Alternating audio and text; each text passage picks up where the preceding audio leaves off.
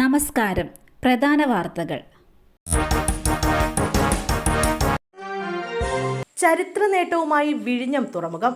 തെക്ക് കിഴക്കൻ തുറമുഖങ്ങളിൽ ചരക്കു നീക്കത്തിൽ ഒന്നാമത്. വിഴിഞ്ഞം അന്താരാഷ്ട്ര തുറമുഖം അതിവേഗം ഉയരങ്ങളിലേക്ക് കുതിക്കുകയാണെന്ന് മുഖ്യമന്ത്രി പിണറായി വിജയൻ. ഫെബ്രുവരി മാസത്തിൽ കൈകാര്യം ചെയ്ത ചരക്കിന്റെ അളവിൽ ഇന്ത്യയിലെ തെക്ക് കിഴക്കൻ മേഖലകളിലെ 15 തുറമുഖങ്ങളിൽ ഒന്നാം സ്ഥാനത്തെത്തി. ട്രയൽ റൺ തുടങ്ങി 8 മാസവും കൊമേഴ്ഷ്യൽ ഓപ്പറേഷൻ തുടങ്ങി 3 മാസവും പിന്നിട്ട പദ്ധതിയുടെ ഈ നേട്ടം വിസ്മയകരമാണെന്ന് മുഖ്യമന്ത്രി പിണറായി വിജയൻ പറഞ്ഞു. ഫെബ്രുവരി മാസത്തിൽ 40 കപ്പലുകളിൽ നിന്നായി 78,833 TEU ചരക്കാണ് അദാനി വിഴിഞ്ഞം കണ്ടെയ്നർ ടെർമിനൽ കൈകാര്യം ചെയ്തത്. ആഗോള മാരിടൈം രംഗത്ത് വിഴിഞ്ഞത്തിന്റെ പ്രാധാന്യം വർദ്ധിക്കുകയാണെന്നും മുഖ്യമന്ത്രി പറഞ്ഞു.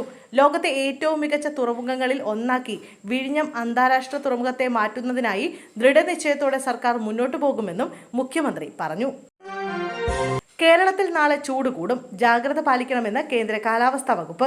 കേരളത്തിൽ ഒറ്റപ്പെട്ട ഇടങ്ങളിൽ നാളെ സാധാരണയേക്കാൾ 2 ഡിഗ്രി സെൽഷ്യസ് മുതൽ 3 ഡിഗ്രി സെൽഷ്യസ് വരെ താപനില ഉയരാൻ സാധ്യതയെന്ന് കേന്ദ്ര കാലാവസ്ഥാ വകുപ്പ് അറിയിച്ചു. ഉയർന്ന ചൂട്, സൂര്യാഘാതം, സൂര്യാതപം, നിർജ്ജലീകരണം തുടങ്ങി നിരവധി ഗുരുതരമായ ആരോഗ്യ പ്രശ്നങ്ങൾക്ക് കാരണമാകും. അതുകൊണ്ട് പൊതുജനങ്ങൾ ജാഗ്രത പാലിക്കണമെന്ന് കേന്ദ്ര കാലാവസ്ഥാ വകുപ്പ് മുന്നറിയിപ്പ് നൽകി. തിരുവനന്തപുരം വർക്കലയിൽ ബൈക്കുകൾ കൂട്ടിയിടിച്ചുണ്ടായ അപകടത്തിൽ ഒരാൾ മരിച്ചു. എതിർദിശയിൽ നിന്ന് വന്ന 2 ബൈക്കുകൾ തമ്മിൽ കൂട്ടിയിടിക്കുകയായിരുന്നു.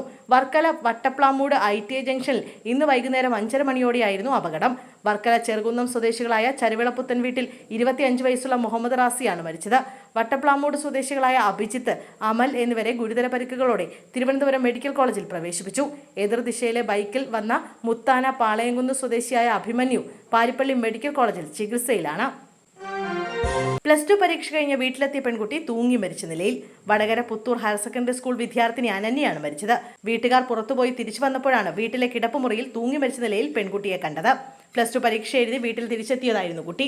വൈകിട്ട് 6:30ഓടെയാണ് സംഭവം. വില്യാപ്പള്ളി സ്വകാര്യ ആശുപത്രിയിൽ എത്തിച്ചെങ്കിലും മരണം സംഭവിച്ചിരുന്നു. വടകര പോലീസ് സ്ഥലത്തെത്തി. മൃതദേഹം മോർച്ചറിയിൽ സൂക്ഷിച്ചിരിക്കുകയാണ്. നിയമപരമായ നടപടിക്രമങ്ങൾക്ക് ശേഷം ബന്ധുക്കൾക്ക് വിട്ടുകൊടുക്കും. മരണത്തിനുള്ള കാരണം വ്യക്തമല്ല. കാർ ഡിവൈഡറിലേക്ക് ഇടിച്ചു കയറിയ അപകടം. 3 പേർക്ക് ദാരുണാന്ത്യം. അച്ഛനും മകനും ഉൾപ്പെടെ 3 പേരാണ് മരിച്ചിരിക്കുന്നത്. കാസർഗോഡ് മഞ്ചേശ്വരത്ത് ഇന്ന് രാത്രിയായിരുന്നു അപകടം. കാസർഗോഡ് ബായിക്കട്ട സ്വദേശികളായ ജനാർദ്ദന, വരുൺ കൃഷ്ണ എന്നിവരാണ് മരിച്ചത്. ഒരാൾക്ക് ഗുരുതര പരിക്കേറ്റു. ഇയാളെ ആശുപത്രിയിൽ പ്രവേശിപ്പിച്ചിരിക്കുകയാണ്. നിയന്ത്രണം നഷ്ടമായ കാർ ഡിവൈഡറിലേക്ക് ഇടിച്ചു കയറുകയായിരുന്നു. കാറിന്റെ മുൻഭാഗം പൂർണ്ണമായും തകർന്ന നിലയിലാണ്. കാർ വെട്ടിപ്പൊളിച്ചാണ് കാറിലുണ്ടായിരുന്ന 4 പേരെയും പുറത്തെടുത്തെങ്കിലും 3 പേർ മരിച്ചിരുന്നു. ഒരാളുടെ നില അതീവ ഗുരുതരമാണെന്നാണ് പുറത്തുവരുന്ന റിപ്പോർട്ടുകൾ.